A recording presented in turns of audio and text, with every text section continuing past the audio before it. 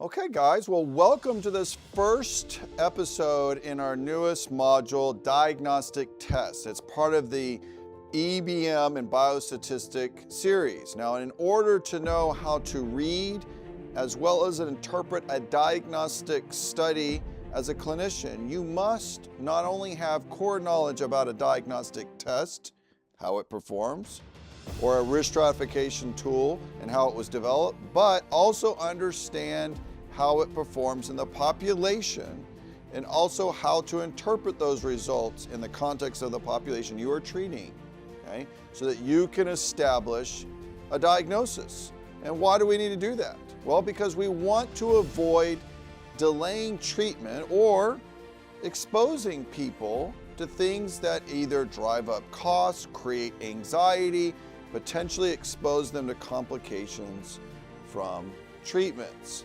Now, if you are researching or developing a diagnostic test or creating a tool to aid in the stratification or diagnosis of a patient, you too must understand and report these metrics of performance. Can everyday clinicians do both of these things? Yes. Okay, I'm going to actually walk you through an example of a surgical colleague while I was at Oxford University who published a paper literally on this. They used a speed bump test for appendicitis. Okay.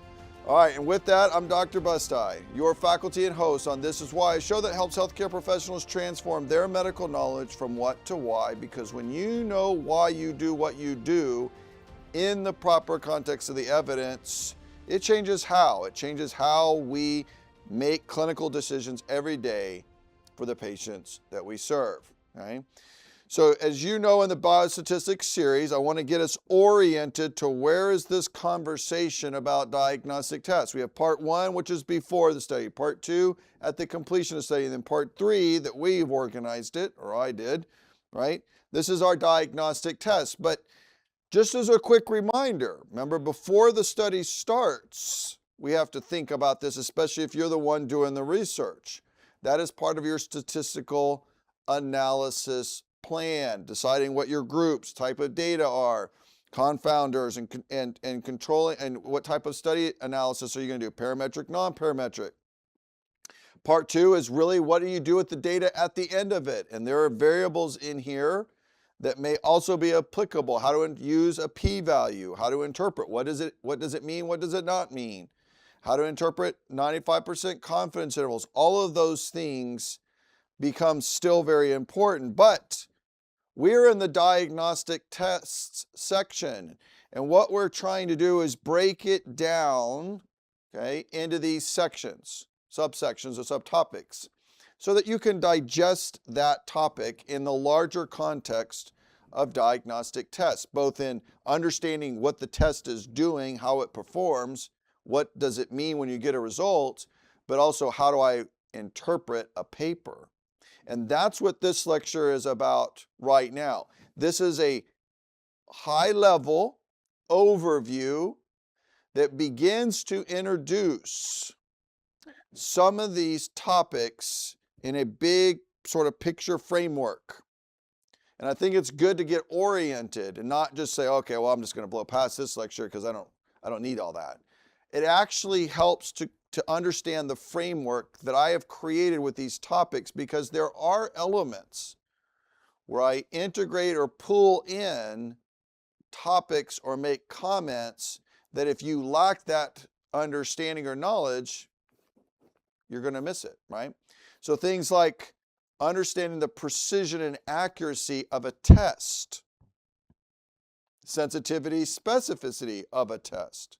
And then when we start thinking about how do we use it and what impact do the results or benchmarks, cutoffs do we create in healthcare, what do they do as it relates to me creating a diagnosis and not?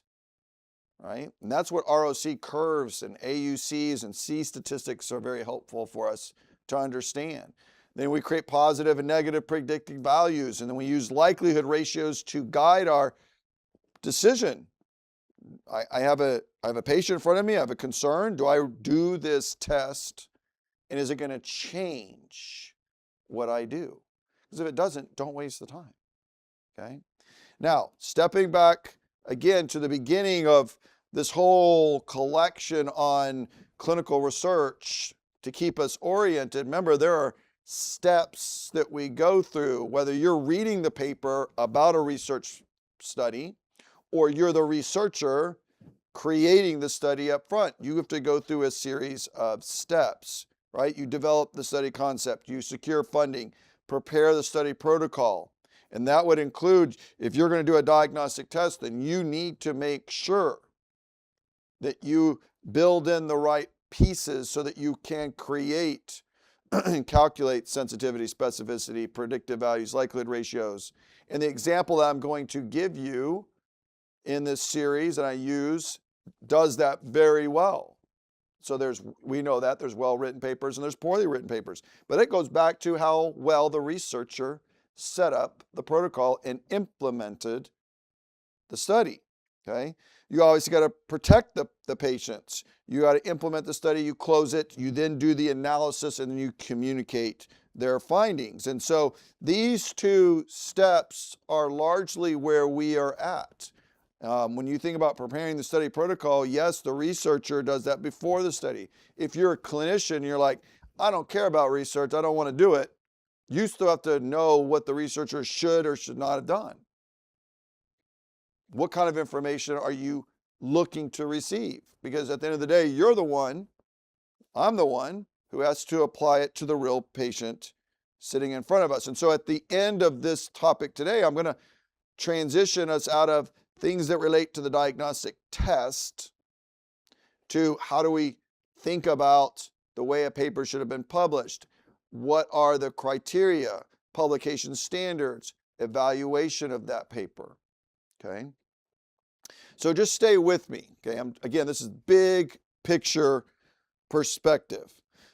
So what is the purpose clinical relevance, right? Well, diagnostic tests are known to help us increase the certainty or absence of a disease. I mean, think about a flu test, HIV test, hepatitis C, using troponins to help us in the diagnosis of an MI. What degree of certainty that it's there or not there, right? We know that troponins are used in things like heart scores and other things that we want to make sure they're real. We know that there are things sometimes that can influence those lab values, but we want to be certain that they either have or they don't, okay? It can help us monitor the progression of a disease. Think about HIV, viral loads, CD4 counts. Huge for understanding and monitoring the progression of a disease, okay? What about helping us determine the severity of a disease? Think about lactic acid levels in patients with sepsis or brain natriuretic peptide levels in patients with heart failure. Yes, there's some things that can influence the BNP. Weight, certainly one of them, right? Troponins can be influenced by the kidney function, but they can help us determine the severity. So if I get a troponin level and someone with active chest pain looks like, acts like, patterns of association that look like an MI, and the lab calls me up and says, hey, your high sensitivity troponin is pretty high. Well, then that makes sense, right? It helps me to understand the severity of that disease and its presence, right? It can help us in the prognosis of a disease. There's various lab tests that are specific to certain cancers, help us to determine if a treatment is to be started or not. Think about the rapid strep test, flu test. Those are pretty common, both inpatient, outpatient, acute care, urgent care environments that we all use. They guide our treatments. There are actually some measures of practice standards that require us, unfortunately, when you have certain variables and presenting signs and symptoms, that you do the rapid strep test. Do I always agree with that? No, but it's there, right? We sometimes will treat lab tests in particular as absolutes. They are not. They are not perfect tests. And that leads me into the movement and the discussion as we start thinking about how a test performs. We know that there's a definitive some gold standard, reference standard for determining a diagnosis, right? I don't always necessarily do that in everyday clinical practice, right? But there is a standard. There's also the way the test is used, right? So over here on the side, this is about the diagnostic test being used or studied. What result did I get? And then this is about the actual disease diagnosed by the gold standard, or again, many times referred to as the reference standard. And I'm going to talk about that later. But you get this true positive when you get a result that's positive and the patient truly has the disease by the gold standard, then that is a true positive. But if you say the patient has a positive test, but in reality they don't have the disease, then that is obviously a false positive. And that can create real pain in the real life setting. It can create anxiety to patients. Think about a diagnosis of cancer. I mean, that's a bad one. You don't want to miss that, right? You're going to drive up costs by doing testing. Labeling. Now insurance companies might reject patients, or health insurance policies or life insurance policies may not cover things when someone's been labeled incorrectly. And so these things become very relevant, right? What about if you say the test is negative, okay, but the patient actually has the disease? Well, that's when we have a false negative. That's when you've missed the disease. Well, that obviously is harmful because you delay the diagnosis, you miss the treatment window. Think about Bell's palsy versus an acute ischemic stroke. If your assessment and your evaluation is wrong, and you say it's not, and in reality this patient's having an acute ischemic stroke, and they're within a 3 to 4.5 hour window where thrombolytic therapies might be appropriate, you're missing that if you go down the Bell's palsy and they really have an acute ischemic stroke. And that diagnostic difference is very important, right? And sometimes it's hard to do it, and it makes you sweat a little bit as a clinician because you don't want to miss that. But if your test says it's negative and there's truly a negative, obviously that's our true negative that correctly rules out the presence of disease. And this is we historically call this a 2-by-2 table, okay? But listen, guys, no test is perfect. You're not going to have a test that has 100% sensitivity and 100% specificity, which is what is created and numerically calculated from these tables, along with your positive and negative predictive values, as well as the likelihood ratios. Even the accuracy of a study is calculated from a 2-by-2. So you're going to see that 2-by-2 table throughout this lecture series on this topic of diagnostic tests because it keeps coming up in these individual topics. And then the sensitivity, specificity helps in and also driving even those the ROC curve. And the AUCs, or the C statistics, that drive us as where's that cut point?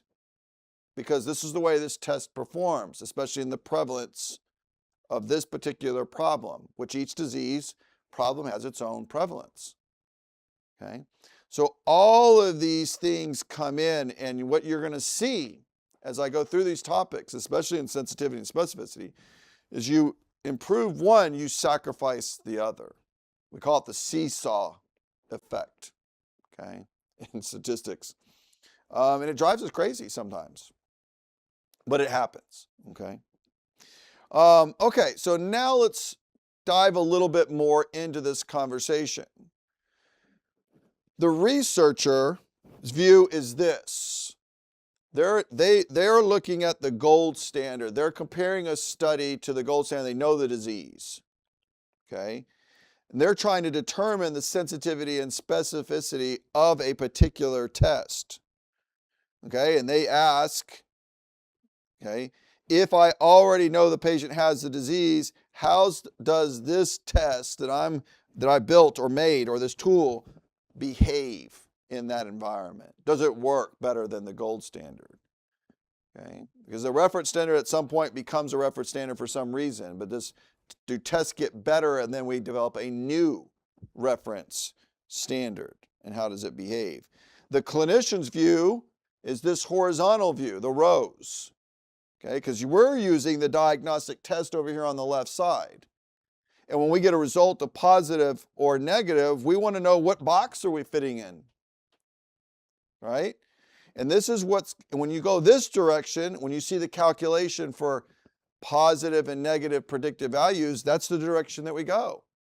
When you go down the vertical, the columns, you'll see in the lecture, when you're calculating sensitivity and specificity, that's what you're calculating. The sensitivity is on the right, the specificity is on the left. The positive predictive value is on the top, the negative predictive value is on the bottom. So there's actually additional cells that will be added to the right and to the bottom that total those numbers in those cells. And we use all of that data, and I'm going to mathematically walk you through it to define those things, okay? But we don't know this view. If we already knew the patient had the disease, we wouldn't need to order the test. So we don't know the disease at the bedside necessarily. We may have a suspicion. You have a pretest probability. What is their likelihood or their risk? But that's why we order the test, to help guide us. But if you inappropriately interpret the test and inappropriately don't understand how that test is used, you can fall in the wrong box, okay? Now, why would you order a test? Well, because you think the test, guys, is going to change what you do, your behavior. So you have a pretest probability. You use something called a likelihood ratio for that test. What is the likelihood that test is going to change my post-test probability? If it's not going to change it, then don't do it. It is literally a waste of time, right? So why this matters to you and myself as a clinician. When you interpret a test and it's going to fall in one of those boxes for your specific patient, and you want to try to figure out which one you're in. And I'm not going to say that's straightforward or easy. That's where the experience and the utilization and integration of a lot of knowledge and training come together. And sometimes you have to make a decision and it doesn't all make sense to some people. But you have to trust your gut, okay? So you have to understand that the trade-offs help you discuss these benefits and harms and decide whether it's going to actually change the management. I see so many young healthcare providers just ordering all these tests, and I go, why did you order that? And it's just like, well, I don't know, just make sure it's okay. Well, what is it going to do in this patient scenario? How is the result of that test going to change what you do? And if you cannot articulate to me why you're ordering a test, then you don't order it. Okay? You're just driving up cost and you're creating more confusion. And so that is where we start thinking about the diagnostic reasoning pathway, which I've already been sort of talking about, but I'm slightly repeating this because I'm trying to drive home the framework, the process. So you can have an excellent test, which means high sensitivity or specificity in a study, the way it was studied, that can mislead you if you ignore the patient's pretest probability, which is your clinical suspicion before you order the test. It's based on the history, it's based on the exam, it's based on the prevalence in your setting, which may be different than the prevalence in the way that this test that you're going to use was done. That separation is really important, and I cannot tell you how many people get that confused. What you read in a paper has to be applied in the context of your clinical environment. And that's where it gets fuzzy. So you can have a low pretest probability sort of example. Let's say you have a really healthy young adult, very mild URI symptoms during a low overall flu case season, but you get a positive rapid flu test. What do you do with that? You got this healthy patient, otherwise looks not many cases of flu, but I've got a positive flu test. Well, it could be falsely positive. That is very possible because it doesn't have 100% sensitivity and specificity, right? It may not change the management. You're fine. Like, even if you are positive, what are we going to do? Expose you to the cost of drugs and isolation and delay? Maybe that's necessary, isolation, right? Maybe. But maybe the exposure to drugs outweighs the benefits at this point. You're going to probably recover fine, right? And so if you're in that case, why did you do it? What do you do now with this positive result? Whereas if you have a high pretest probability, you've got a healthy young adult with very classic symptoms, they're in a very high peak, high risk season, like I've recently experienced, where everybody was coming in, they were just testing positive. Like, why am I even testing? Clinically, you have the pattern of association for flu or COVID or whatever, right? But let's say I have this patient with classic symptoms, the high season, and I get a negative result. Was that a false negative? Right? May not fully rule out flu if the sensitivity isn't perfect. Because if you have to have 100% sensitivity, basically, to have no false negatives. Well, I don't know many tests that have that. So the risk of a false negative is high. We see that with COVID's tests for viral illnesses. I mean, depending on the test, up to 30% of the results are falsely negative. That's not great, right? So you might still treat this patient even though the test says they don't have it. And I've seen this over and over again where people treat the test as an absolute, and that is the fallacy of this, okay? So that pathway is you have a pretest probability, that's your clinical gestalt. What do you think? What is the prevalence, the concern, the probability there of that patient? You apply a test result using that likelihood ratio that will then impact your post-test probability. That's what a likelihood ratio is going to do. And I'll show you that when we go through that lecture. The question then becomes, does your pathway cross your test versus treatment thresholds that require some action?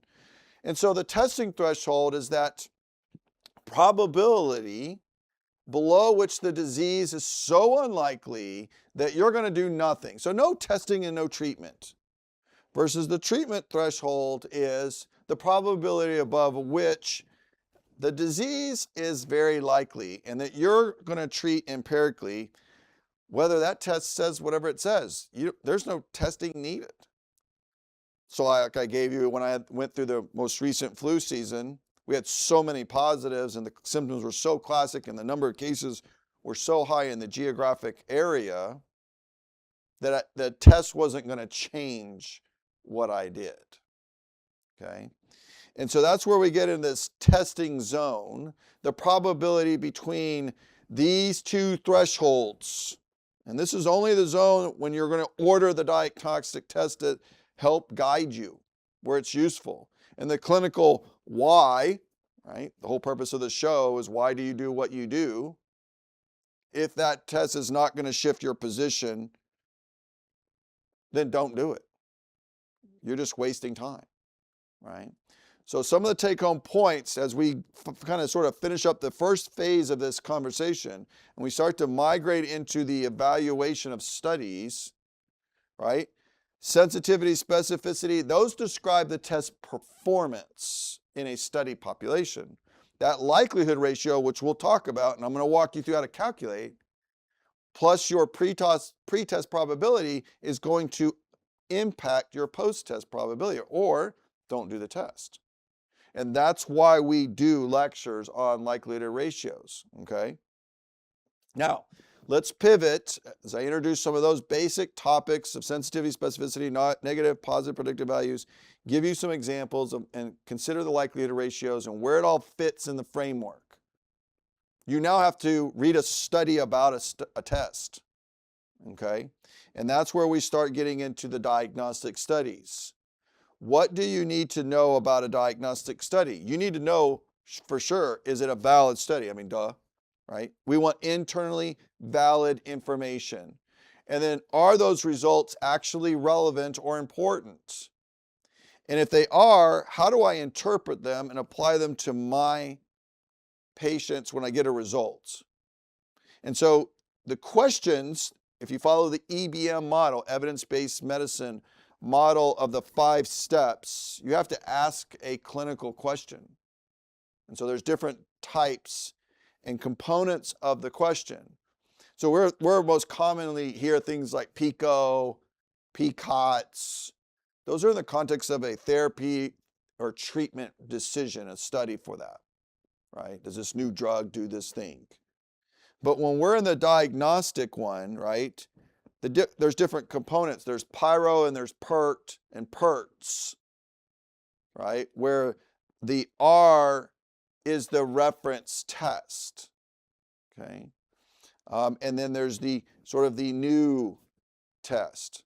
And those individuals, so you're just filling in the structure of the question that guides you to either doing a search if you're looking for data, you're wanting to find the study, right? Or you are filling in those pieces so that when you're, as a researcher, that you can show someone what the question was that you were trying to address so that that paper fits that. So this is a diagnostic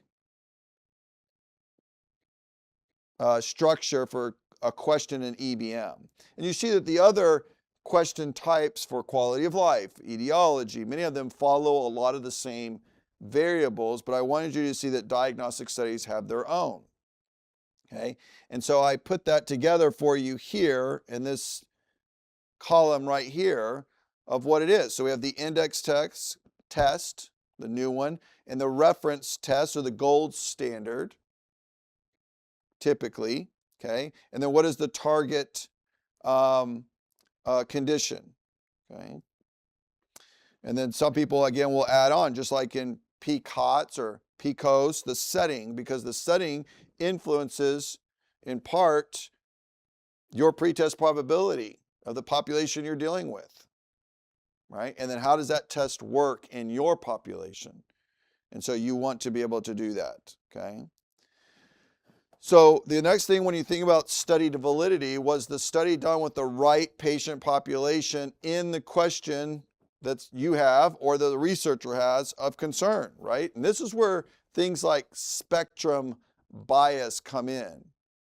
If a test is only evaluated on the sickest of the sickest people and the healthiest of the healthy, well, then the test will look artificially flawless.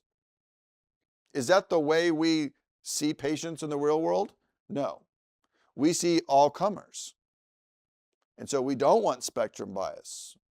We want them as you come in the door, as you come in the clinic, or you seek care, there's going to be the variations, aren't there?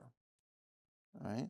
So a valid diagnostic study must include that gray area of the patients, those with the mild and early or confusing symptoms, because that tells you really how that test is performing in the real clinical environment.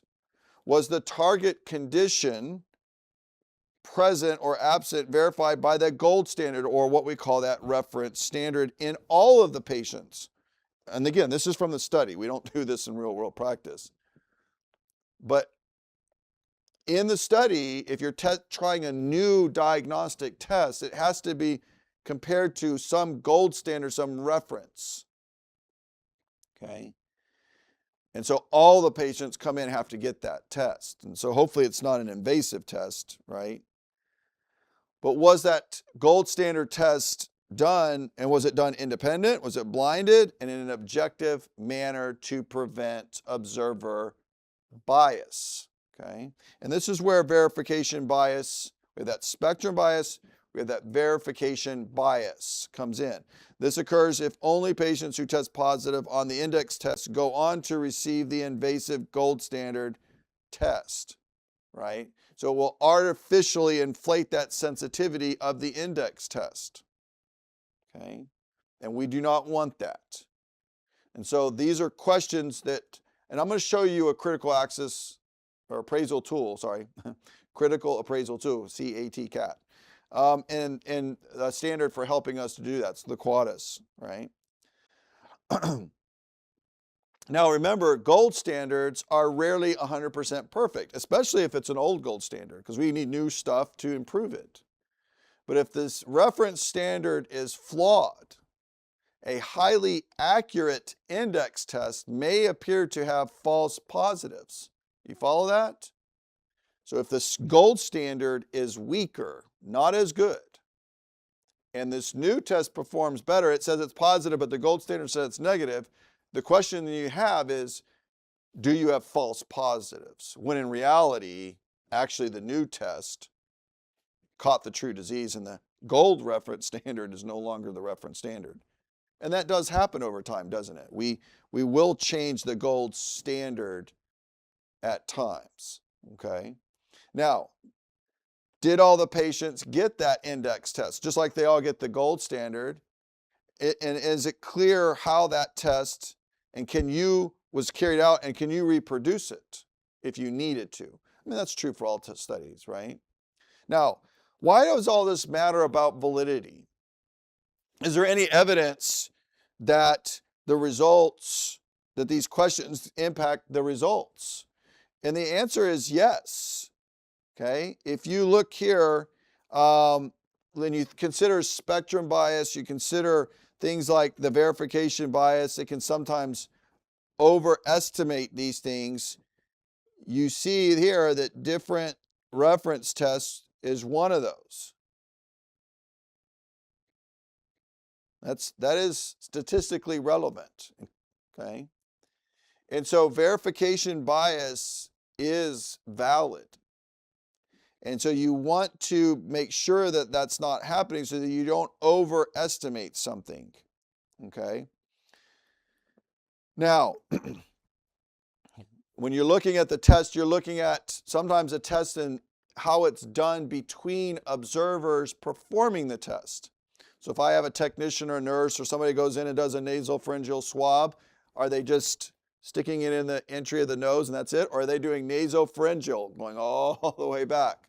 It's uncomfortable, right? Is there agreement between the observers doing the test? Are they doing it the same way? And they interpreting the things the same manner? And that's where kappa statistics are done. I'm not going to spend any more time on it, but I want to introduce the concept so that you are aware that it's there. But anything greater than 0.6 usually indicates good agreement for most clinical purposes. And that's what you need to take away as it relates to the evaluation of a study being valid, okay? So basically what we care about is, can the test provide a positive result in only patients who actually have the disease? Those are our true positives, isn't it? You also want to know, can the test provide a negative results in only patients who do not have that disease? And that's the true negative. So that's why that 2 by 2, you want those numbers to be as high as possible, okay? Now, what do you need to know about a diagnostic study? We talked about, was it valid, and some of the questions you need to do. Are the results important and relevant? But also how to interpret and apply the results, okay? And we get these individual metrics that assess the test performance, but also the test's application in the real world. How do I use it? And that's those two are split up. And again, we'll cover those in individual lectures. All right, so let's say I've done the study, I'm a researcher, or I'm again reading it. Is there a proper way for a diagnostic study to be reported in the literature? We know that's true for other papers, right? So randomized controlled trials use the consort statement, and I provide you the links to some of those there, right? Observational studies use strobe, case reports use care, clinical practice guidelines will use agree, and then we have our diagnostic and prognostic studies using the STARD or STAR-D statement or tool, Okay, and I'm just going to show you kind of the basic sections. These things evolve, but it mirrors the consort statement for the most part. You have a title, you have an abstract, you have an intro, the methods, the results, discussions, and then there's sort of these other things that are kind of somewhat specific to what's going on in the study, who, and maybe where the kind of study, is it a company-owned study, right, product, and are these people working for them? So disclosures, other things that may go into that, but it mirrors the consort statement, and I break it down that those sections have subsections, and I recognize that you can't see this, and if you're on our podcast channels, you can't see this visual, but it's from the actual reporting statement. What are the questions and what are the things that a researcher is supposed to provide in that publication? And a journal should also ensure is answered or addressed. That's the peer review publication process, so that a good journal publishes good information so that I'm reading it, I'm not wasting my time. It's already hopefully gone through a few layers or levels of filtering before coming to print. Okay, and so I'm just showing you some of those examples. So like on the participants, what was the flow of those participants through the study? What are their baseline and clinical characteristics? Did they distribution of the severity of disease in those with the target condition reported? The distribution of alternative diagnosis, were they reported? So it becomes a tool that can also help you in the evaluation. And so the reason I teach this for my students and residents as well is that when you do a journal club on a diagnostic study, you should not only look at the QUADAS tool, but you should look at the STAR or STAR-D reporting guidelines. Okay, those things can help you. But there is a tool available for the systematic approach to the evaluation. And again, just like other CATs for other types of papers that I have presented in our EBM series, right? Because you got to go looking for the paper. Remember, so you have ask the clinical question, you acquire the information, and then you assess it. That's step 3 in the process of EBM or evidence-based medicine. And if you don't have any clue what I'm talking about, we have a playlist on our EBM series at thisiswhy.health or at YouTube that you can watch and check out. But when you look at diagnostic studies down here, the QUADAS has been sort of the one that's most commonly used, and Bristol.ac.uk is the location, and it's evolved over the years, and they've changed and added some things to it. I'm sure it will continue. There's nothing wrong with that. The point of the matter is go look at the most current one and use it. Okay, it's just a guide.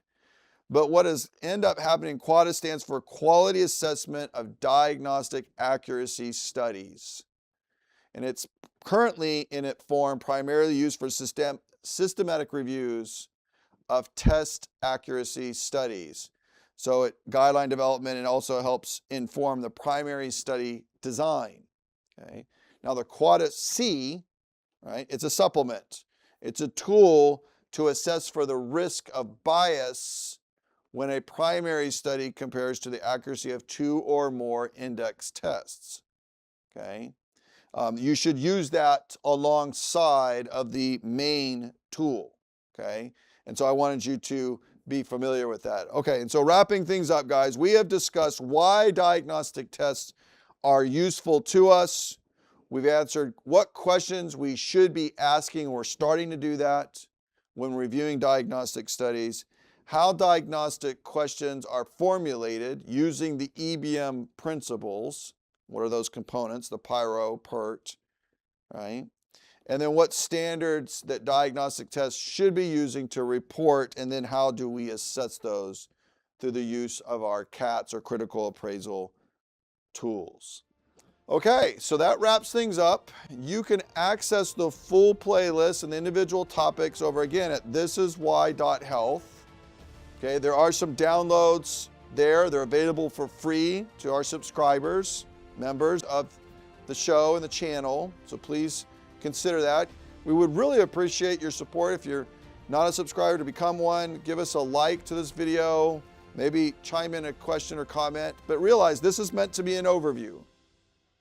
We're going to dive down into those individuals, but I wanted to make sure we had a big picture framework as we now start to dive into the individual topics, as we look at how the test performs and then how do we apply it to the patients in front of us. I'm Dr. Busti. Thank you so much for joining us, and I'll see you next time.